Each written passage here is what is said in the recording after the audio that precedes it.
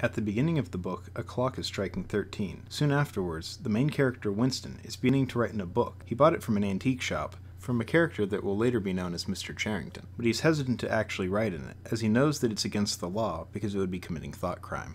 Winston works at the Ministry of Truth with Administrator O'Brien and someone in the fiction department named Julia. Here's where he participates in the 2 Minutes Hate, even though he resists at first to do so. Later on, he goes back to the antique shop where he bought his book. This time when he goes, he buys a paperweight that he finds. He also finds out that there's a room upstairs for rent, and is shocked to find that there is no telescreens inside of it. On his way out, he sees Julia, who he saw also during the 2 Minute Hate. He's worried that she might try to turn him into the thought police, and is scared that she is spying on him. Later on, back at the office, he bumps into Julia, who is wearing a cast. As she's getting up from falling, she hands him a piece of paper that says "I love you" on it. He then spends time trying to figure out how to talk to her. Eventually, they get together as a couple. Later on, they spend a night together in Mr. Charrington's room above his shop, then are invited by O'Brien to join the Brotherhood, as it turns out he's a member of it. O'Brien gives them a book on Goldstein's ideology, and they begin to read it back at the apartment.